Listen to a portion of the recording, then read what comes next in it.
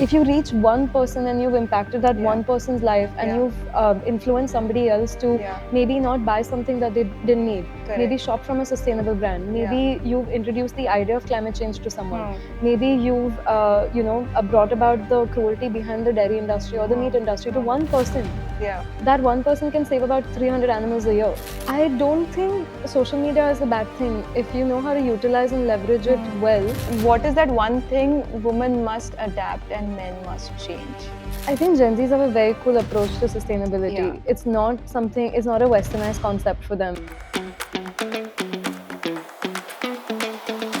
Meet Shreya Ghodawat, an advocate for sustainability and climate activism. She is the co-founder for Meat Less, Meat More, a plant-based venture. Shreya serves as a women and climate keynote speaker and ambassador for She Changes Climate, bringing her expertise in driving positive change.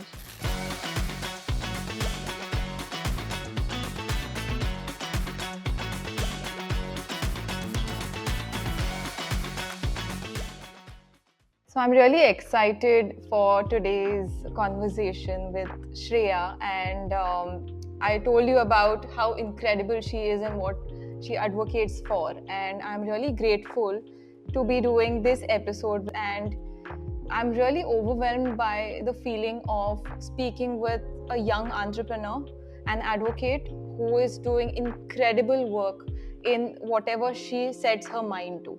She has been doing it since many years, since she's returned back from Geneva, and fabulous work. And I want to just delve into the questions because I'm really excited. You're too kind. Yeah.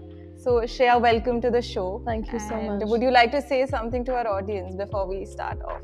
I think firstly, thank you so much for having me, and I'm really glad we're doing this after I think months of planning, months of deciding to meet and do something together. Yeah. And as for the audience, I'm super excited to just dive into the conversation and cover I think a few things: sustainability, veganism, and whatever I know I talk about most often. So I know I'll harp on about that quite a lot on this show as well. Absolutely. My first question, which I want to say, because you're so young, what are the driving factors? Not according to my parents. No, I'm not. I'm not. So, what were the things that influenced your life path when you're growing up? I don't think there was one particular moment. Like, I don't think there was one significant event or incident that happened that changed everything. For me, I think change happens over time. There are things that build you. Correct. And there are events that, take place every single day that make you who you are today. So I think it was a lot of influences coming in together. Maybe growing up in a small town, maybe growing up when you grow up in rural India, you are connected to nature one way or the other, right? And my brother's 8 years older than me. He was in boarding school, so at home my friends were my books. So I grew up reading a lot of books. We had a lot of dogs. So that empathy towards animals, for animals, I think also comes from that. Correct. So there were probably a lot of those lifestyle elements and a lot of those background elements that have probably shaped me into who I am today. Okay. But everything has played a part. The phases of life are very important, and I love how you've consumed and absorbed each and every experience to make you the person you are today. Yeah. And I'd like to ask you that what were the key decisions you made when you were in your 20s? Are there any experiences you'd like to share? Because everything starts when you're 20. With me also, I didn't know what I had to do when I was pursuing my career in the beginning, like when I was doing my bachelor's.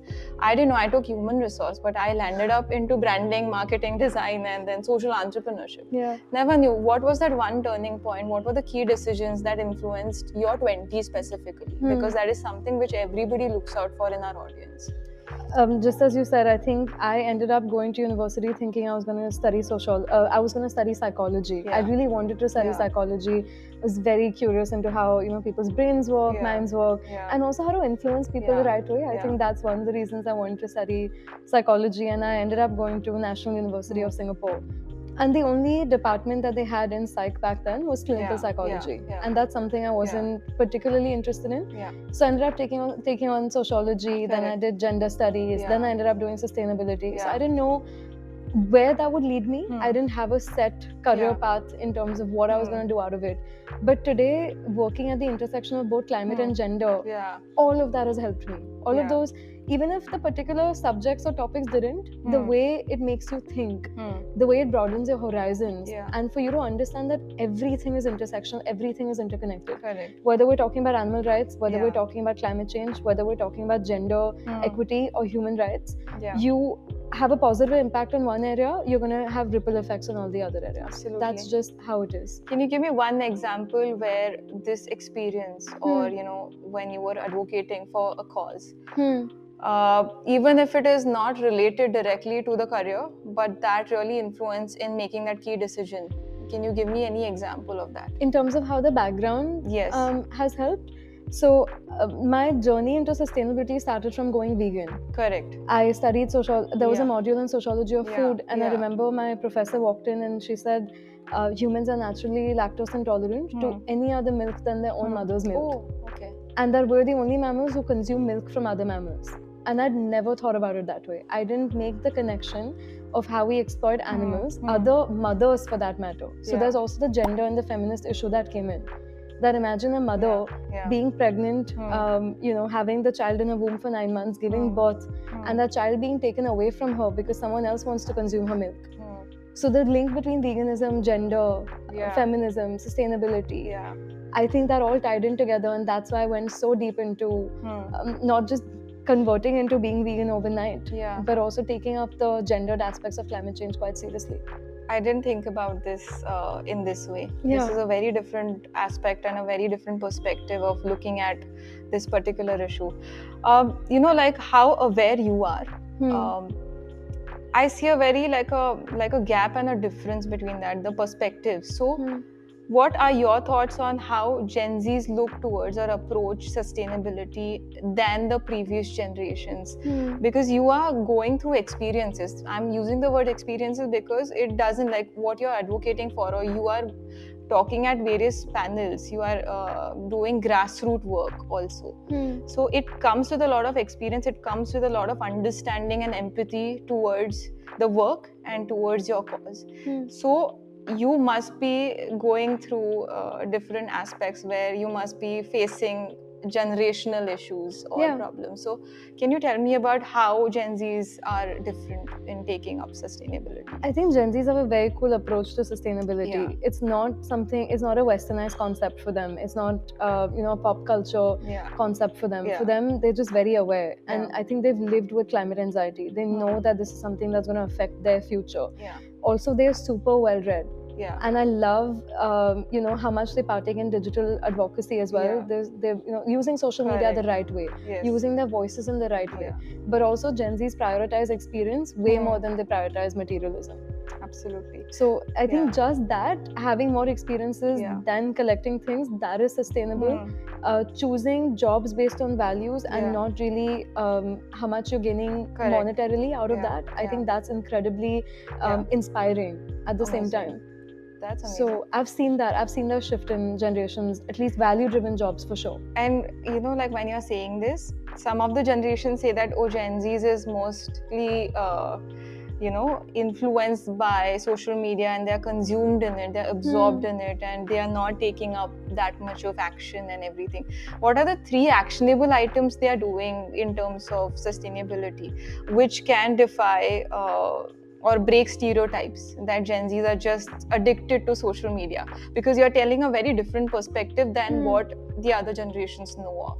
I don't think social media is a bad thing. If you know how to utilize and leverage it well, that's where most of our attention span is currently. I personally disagree that social media can't be used for good, because that's where we spend most of our time. I purposely thrown this question at you because I'm glad you did, because I don't want to bring, and I want to talk about armchair activism as well. So I honestly don't think social media is a bad thing. If you know how to leverage it and use it well, we can impact a lot of change through it. Let's be honest, we spend a lot of time on Instagram. We spend a lot of time on social media. If you can reach to people, if you can reach people there through their screens, trust me, you're making an impact. this whole thing about armchair activism, when people say that you're just going on stages, you're just talking to people, you're just sitting on social media creating content, but people are consuming that content. So get to people where they are. Get to people, where you can reach them. And I think Gen Zs have a huge amount of power in terms of creating content for change, creating content for impact, creating content around climate, around sustainability, and making that sexy. They know how to make things cool. So if we can tap into that, I think there's a huge amount of power and change-making power that we're sitting on. I don't think we're leveraging that enough. I agree with you, because usually, like you said, the armchair problem, people perceive that, oh, she's just going and talking. But do you know that one talk might be influencing 500 people to make a different decision Even for one themselves? person, for that matter. Yeah. If you reach one person and you've impacted that one person's life, and you've influenced somebody else to maybe not buy something that they didn't need, maybe shop from a sustainable brand, maybe you've introduced the idea of climate change to someone, maybe you've brought about the cruelty behind the dairy industry or the meat industry to one person. That one person can save about 300 animals a year if they switch to a plant-based diet. Imagine the impact that one person can have. Absolutely. So I don't think armchair activism doesn't work. I think there's a lot of power in that if it's used in the right way. That's fabulous. I would like to give one example. When Shreya entered this setup and then she was offered water, there was an option for her to choose a Bisleri bottle, or there was lemonade and a regular bottle, glass bottle, which was kept. She preferred using water from the glass bottle and taking it in a glass, and she drank that water. So that mindset of not just speaking here but adapting that in just smallest of things is something I really liked about you. And that instantly clicked when you just said that you are the right advocate for driving change, not just on screens but beyond that. So I really love that. So my next question is towards that what role do women play in shaping the future of sustainability and addressing climate change? It's women specific. Everything and anything, for that matter, because a lot of people don't see the correlation between climate change, gender equity, feminism, and why women are the first and worst affected by it. I'll give you an example of a couple of things in India. We spoke about a swimming campaign that we want to do through Global Shapers. That's because every time there are floods anywhere, women are 14 times more likely to die than men. Because girls and women are not taught how to swim. The issues of child marriages in India, and uptick in sexual and domestic violence whenever there's a climate-related disaster. There's a massive uptick in them. When it comes to, when you think about heat waves, rising temperatures, and how many women till today walk miles to fetch water. Think about the impact on their health. Correct. Think about using 2/3 of households in India, rural households especially, still use coal for cooking. What about indoor air pollution? What about the fumes that these women are inhaling every single day? So if we're thinking of climate issues, we have to think about it from a gender point of view. And fabulous. Who better to solve these issues than women who understand what it takes, to understand what they go through, who understand the problem firsthand. So if someone else is making decisions for them, they're not making it from their lens. They're not making it from their point of view. So we need women on decision-making tables. We need them into policy making. I think I love this factor because for any country's upward mobility, it's not just one decision maker in a household, but two, three of them contributing, especially women and men equally. And to achieve that, it starts with households and it goes to the leadership roles. So, absolutely. Every small change, people think and people give very, loose advice about, you should do this, you should be motivated by this, but everything starts at home. Everything starts at home, even the smallest of things. I really love that about it. I think I have a different opinion. Sometimes it doesn't have to start at home. I think sometimes doing advocacy at home is the hardest thing, because changing people around you, changing people you love, especially, there are a lot of emotions involved. There's a couple of barriers and nuances there that are hard to overcome. So sometimes maybe it's easier to start from the outside and work your way inwards. Can you give an example for that? So when I first went vegan, my family had a hard time accepting the fact that I'd gone vegan. So it's like, what do you mean by you're not going to consume paneer, you're not going to have ghee, you're not going to do this, you're not going to do that. So it was a bit of, Jains have always done this, or our monks have always done this. So Yeah. why do you think you're different? Why do you think you have to give up on this? Yeah. Like, he's healthy for you. So it's taken years of advocacy, years of me, sending them videos from the dairy industry, videos from the meat industry. I had to tell them the fact that we are Jains, being born into a Jain family. Ahimsa is the first principle that we uphold, right? And ahimsa means kindness and compassion towards all living beings. So for me, it was kind of putting those two things together, that why do we believe in ahimsa, why do we practice ahimsa, and at the same time, why do we use leather bags? True. Yeah. Why do they not go hand in hand? Yeah. Why do we not see that even if you're not consuming it directly, you're still consuming it externally? Absolutely. So I think that was also an aha moment from them. Okay, she's right, she's onto something. So it took a little bit of time, but it was very easy for me to advocate and be open about this and to do activism in my friends group, in my outer circle. So I think they were a lot more receptive to it. But slowly. Family took a little bit of time. My mom's quit buying leather. My mom's reduced her dairy consumption quite a bit. So I've seen that shift over time. But I just want to say, if activism is not happening at home first, that's okay. That doesn't mean it will not happen externally. That's amazing, because like, I agree with the fact that what you're saying about, it's very difficult to change the mindset and the year-old traditions and everything, which are beautiful. I agree with that, but to truly justify the meaning behind everything and why we want to take this step and what is the current need for our generation to be taking it, is something which is required for everybody to adapt in their lives. And I like the fact that you spoke about how women in leadership roles or in policy making have that emotional quotient of making things right. If you see, during COVID, Jacinda Ardern was the one who... I was stuck in New Zealand during COVID, during the first year of COVID. You must have... I experienced her leadership firsthand, and I don't think there was a better leader to take New Zealand. She was the first one to make the country COVID-free, more than anything. I think most of the decisions which are made by women, and I think if these small acts of change in, like the like-minded people at home start happening, we will be setting right examples for more women to take up leadership roles, to have career opportunities, to bridge that gender gap. So what is that one thing women must adapt and men must change?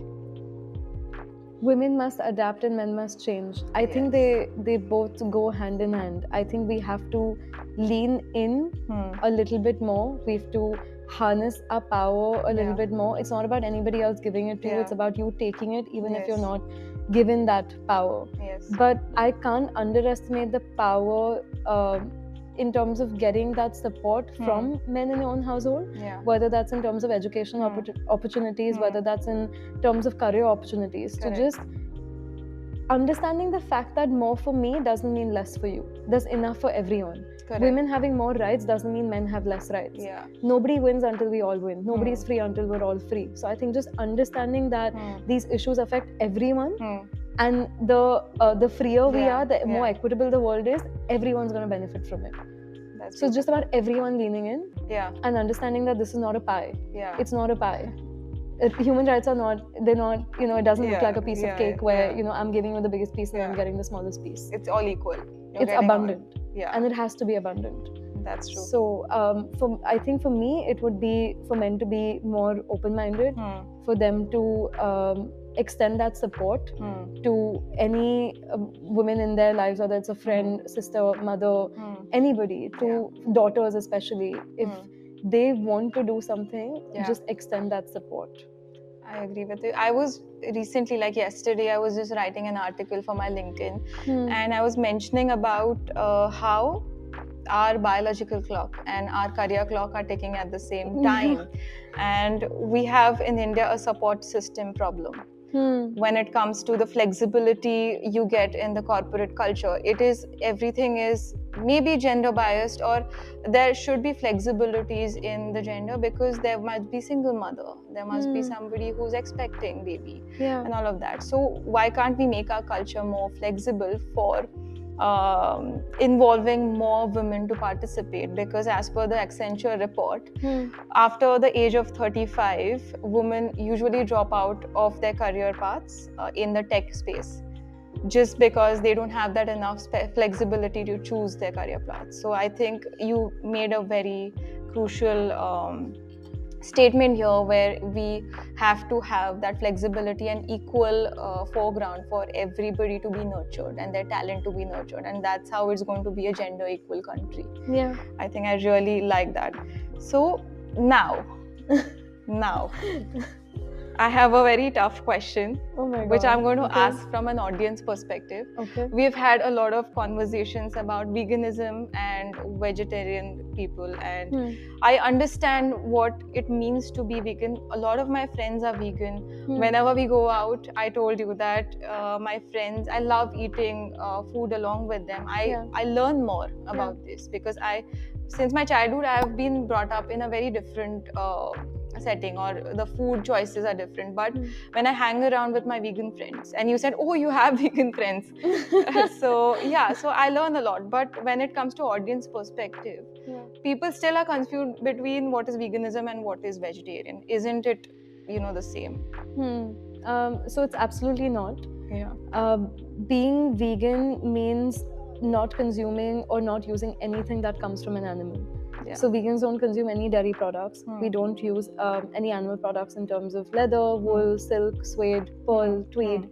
I could go on. Yeah. Honey as well. I think honey counts in the dietary restrictions as well. So no dairy, no eggs, no honey, no meat, correct, no fish. Just any animal products are completely excluded for us. When you're vegetarian, I think there's a debate between being vegetarian in India and being vegetarian abroad. Eggs are still considered vegetarian. Absolutely. In a lot of countries abroad. We don't consider eggs as vegetarian here. But vegetarians do consume dairy on a large scale, and vegetarians may or may not use leather for that matter. So that's the difference between veganism and vegetarianism. Veganism completely excludes any animal products out of our diet and lifestyle, both. Okay. So that's the first difference. That's amazing. And how do you foresee the widespread adoption of that in India? I think we're open to vegetarianism, right? But at the same time, when you talk about veganism, things get slightly more controversial of sorts, because we involve religion, we involve politics into this, we involve faith into this. If you understand that this is just about kindness and compassion and doesn't have anything to do with any of those other factors that I mentioned, if you leave religion out of it, if you leave politics out of it, and you look at it completely only from an ethical point of view, that I'm doing this because it's the kinder choice to make. Correct. It's better for the planet, it's better for my health, it's better for the animals, and it has nothing to do, I'm not attacking anyone's personal beliefs. Absolutely. I'm not attacking your faith, I'm not attacking your political standpoint. I'm only doing this because I know that this is the best way for me to live, and that's what's worked for me. Yeah. So if my example and my journey can inspire you to choose better and to choose a kinder path, especially for the animals, because they're not choosing their suffering and they're not choosing to be on your plate. Absolutely. I think that's how we ensure widespread of it. So, usually, like you rightly pointed out, that it comes into a lot of scrutiny for changing the cultural norms, and we are a culture rich country where in the smallest of towns we come from grassroots, and there are beliefs, and ghee is the primary source of anything at home. Like even if you want to light a diya, or if you want to consume it, ghee, chapati is something which is into the vegan structure. That's not dairy. So milk is a very important factor in that, and it has also been utilized for doing pujas and all of that. So how do you define veganism in a culture rich country like India?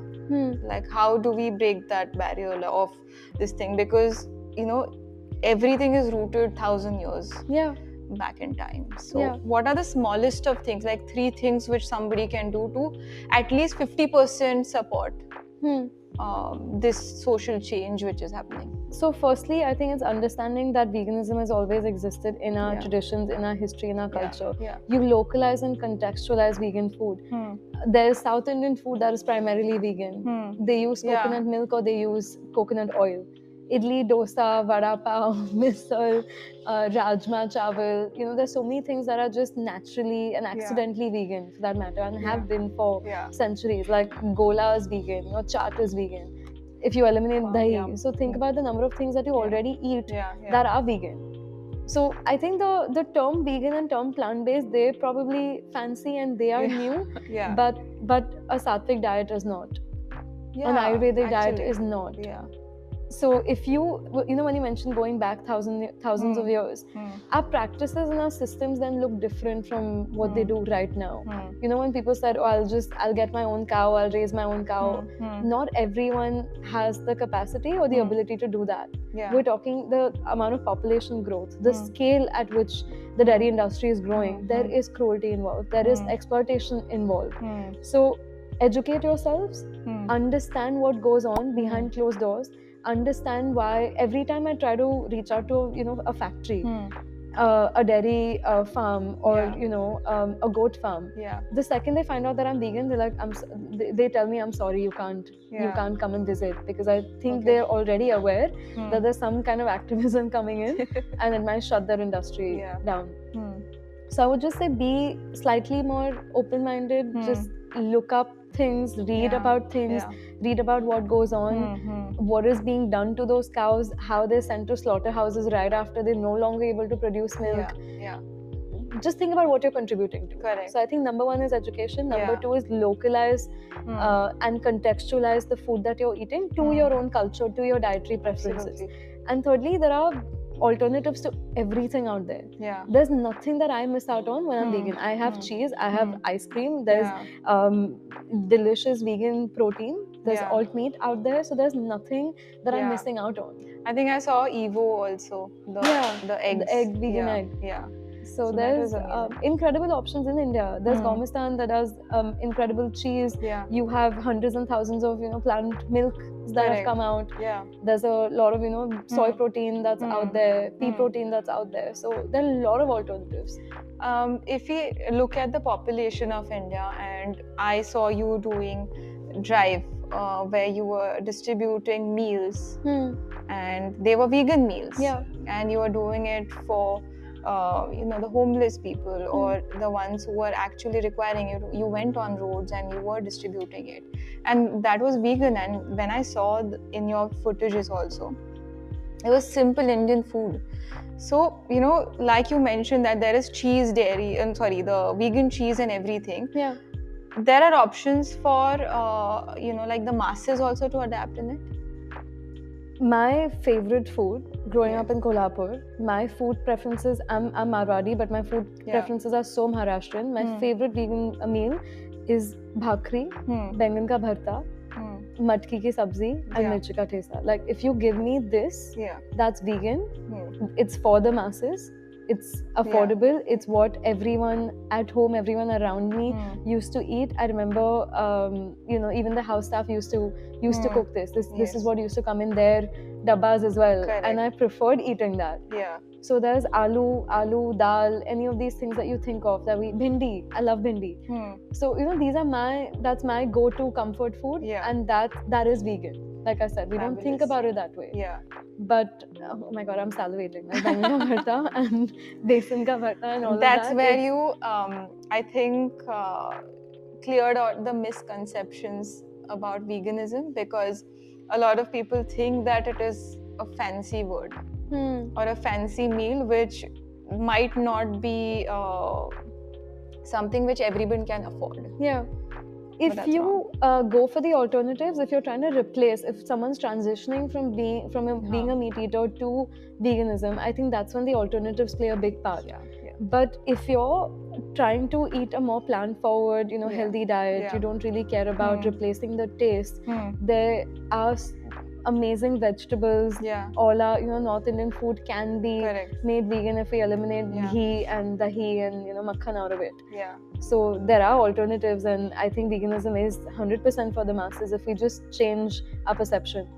It's just a little tweaking which is required over here. So Shreya, you spoke about veganism at extent, and like to truly advocate for veganism, you have to adapt various lifestyle patterns and you have to change yourself. And you recently wrote about your journey into this transition, and I would like to delve deeper into this, where when we advocate for veganism, you can't keep using leather goods.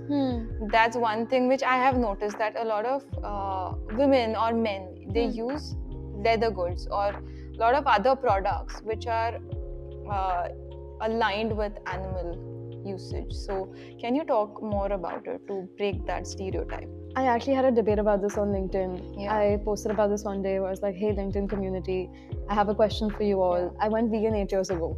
But obviously before that, I did buy, leather products. I had leather jackets. I had, fur coats.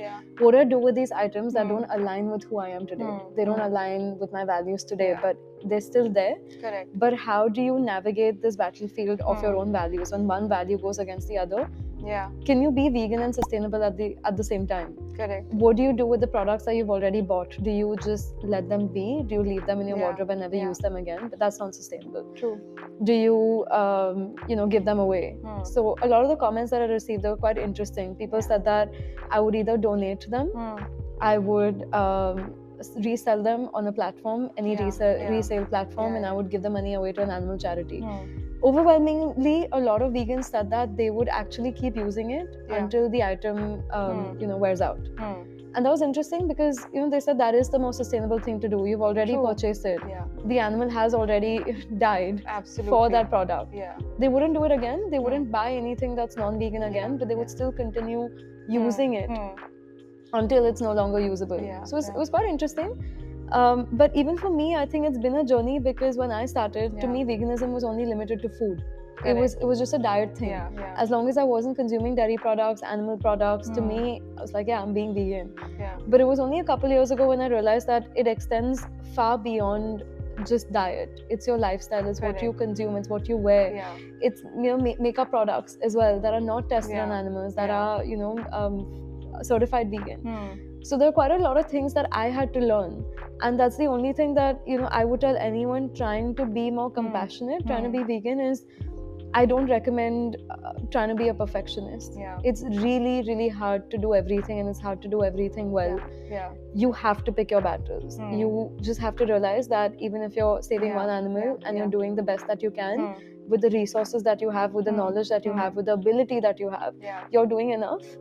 Because we live in a system that really doesn't make it easy for you to be vegan. Absolutely. I've gone store to store, shop to shop, asking if this has leather. Sometimes it's just a zip, the handle of the zip, just that has leather. It's just the sole of the shoe that has leather. They put it, the denim patch, there's a tiny patch that has leather. I'm like, that could have been avoided so easily. You could have made this product vegan so easily. But it doesn't happen. So you need, I think, companies that make it available for you, that make it convenient for you, make it affordable for you at the same time. And I know a lot of onus falls on us as consumers to do our due diligence, to do our research. Correct. To look at formulations, to look at, product tags, and making sure that there's no fabric in this that's non-vegan. Just go easy on yourself, and I think do one thing at a time. That's incredible, because if you'll end up going deeper into it and you can't change everything altogether, but one step at a time. That's also something where you're contributing to a positive change in your life. And that is one point I really loved about this conversation, is that you can still keep using the leather goods.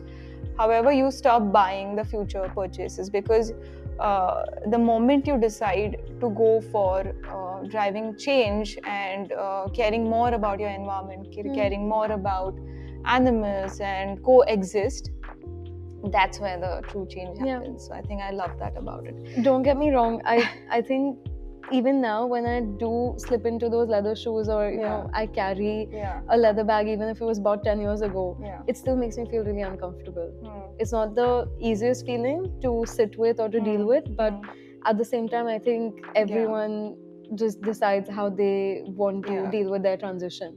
But there is that feeling of, I'm wearing something that doesn't align with my values anymore. Is that the right thing to do? But I think the best option is obviously not to buy that again, not to give money to those brands that contribute to those practices again. Correct. But the decisions you've made when you didn't know better, I think, you just need to have a little bit more empathy towards yourself as well. Absolutely.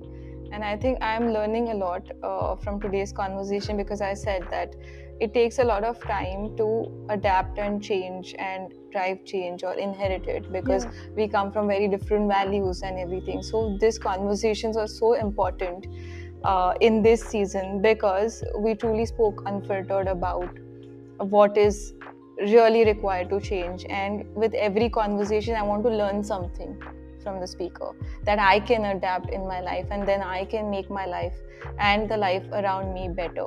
So this is something I really loved about it. Now there is one very difficult question which I'm going to ask you. Okay. I didn't know how to. We thought a lot about this question, but you were the best person to answer it. Let's find out. So, considering humans, as we went back to Homo sapien era and all that, and humans are considered as omnivores, and there is an entire food chain which is there. Okay. Considering ourselves, placing ourselves as a species, placing ourselves as a species, as an omnivore, like other species, and then putting this concept into that. Can you talk and elaborate more about the food chain and the whole cycle? Will it not disturb the food chain? Or I don't know. Like, I felt like asking this question to you because this has been closely spoken about, that we have been doing this since the Stone Age, or since the inception of human species on this planet. So does it align with that? Do we live in the Stone Age now? We don't. No. Yeah. So I don't know why there are a lot of practices that we keep justifying by saying this has existed for centuries. Yeah. As I said, when you know better, you do better. When you have better resources, when you have technology, evolution has happened for a reason. You evolve, you don't stay in the past. We didn't have phones in the Stone Age, so why do you use phones now? And for them, back then, it was a matter of survival. Yeah. For us, it's not a matter of survival. You have alternatives available to you. There are, grocery stores now. There are farms now. There's a surplus of resources of anything. So for you, food is not about survival anymore. And when you can make choices, when you can decide what you're going to eat, why would you choose something that's unkind? Why would you choose suffering? Why would you choose death on a plate when that animal didn't voluntarily die to be on your plate? So I think when you have the knowledge, when you have the information, and when you have better alternatives, I think we choose better. That's number one. Number two, the whole omnivore thing, I've heard that debate quite a lot. We're not carnivores. We're not hunters. We don't do that anymore. We're not lions. When they say lion eats meat, but yeah, you're not a lion. Okay. We have thinking abilities. We are the most intellectual out of those beings, right? So when you can think for yourself, I think we can make better decisions. And just to give you the animal perspective as well, for me, when you talk about animals that they eat, those animals eat plants as well. So why would you not eat plants directly? If it's about getting the protein, those animals are also getting their protein from the plants. Yeah. So if you eliminate the animal out of the chain and you get your protein directly, you're not just saving land, you're saving water. The amount of methane emissions that are going out are reduced. Transportation emissions come down quite a lot. Elephants are herbivores. Elephants are some of the strongest mammals out there. Yeah. So for me, it's just, I think, using logic, using intelligence, knowing that evolution happened for a reason and we're here for a reason. Yeah. And if you can choose kindness, I don't think any one of us wants to be deliberately unkind. Correct. So why do we keep justifying this by saying, oh, Stone Age and tradition and centuries and all of those things? Yeah. Oh, okay. That was amazing. And that's a very impactful statement. I think a lot of listeners are going to learn from this, and there is going to be an influence of whatever perspectives you've put over here. I hope so. Just one additional question, because it was just in my mind please. when you were just talking about it.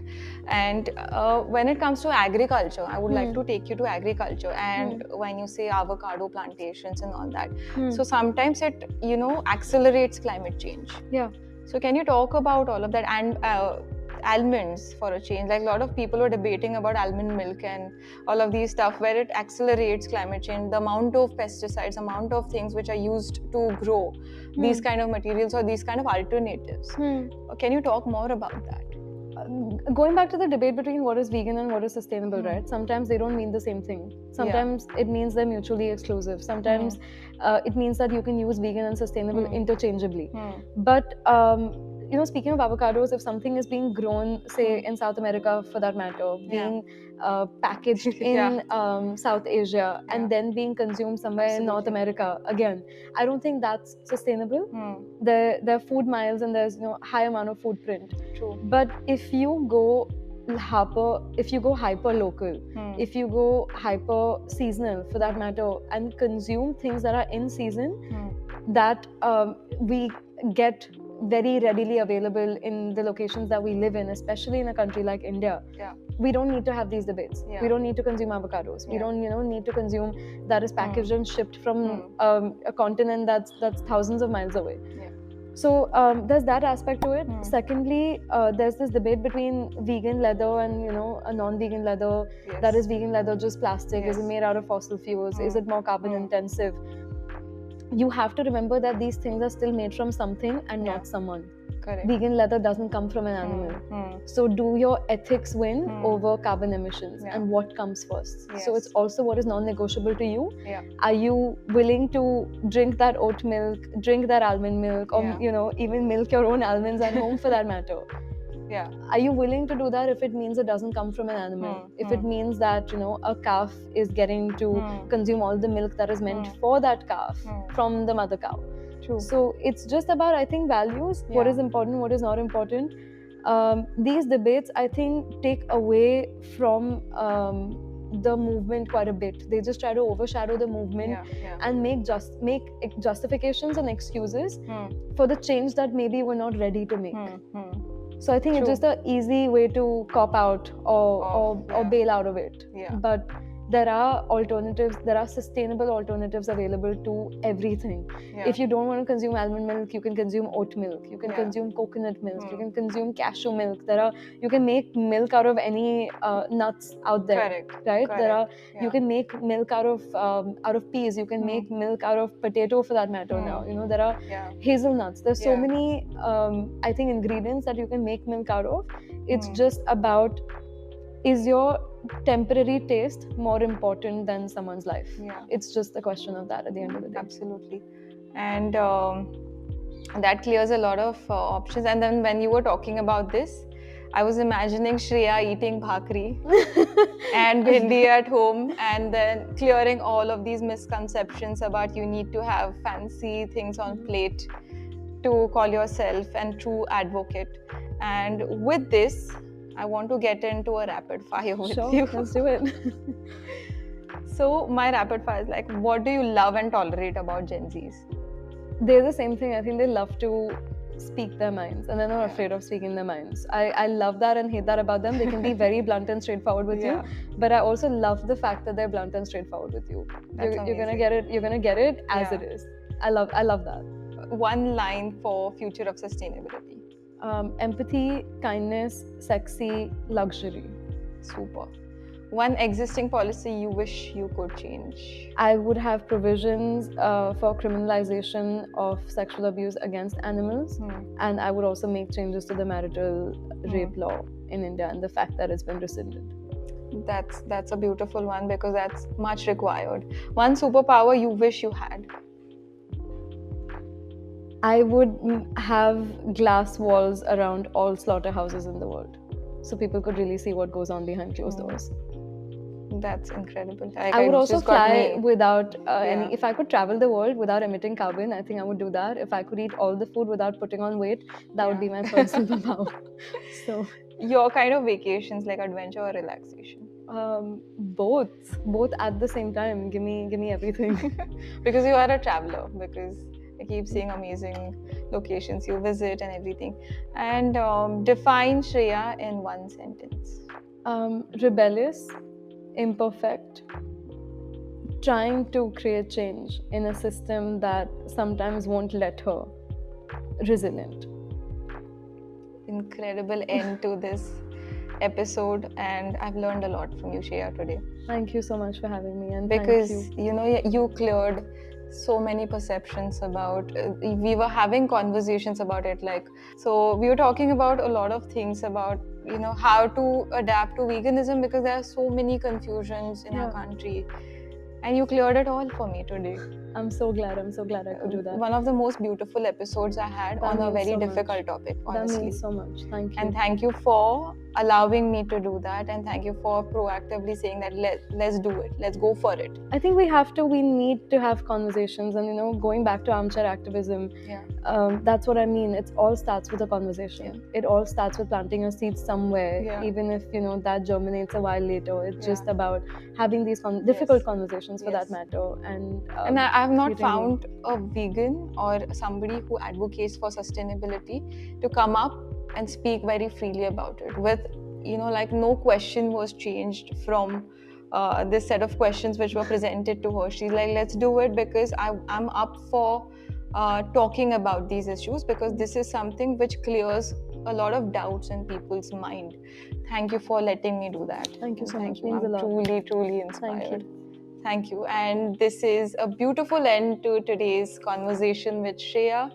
And you can like, subscribe, and please tune in to this episode of Unfiltered Conversations on my page. And I would love to have you follow, subscribe, and show some love to the conversations which are truly unfiltered and close to my heart. Thank you.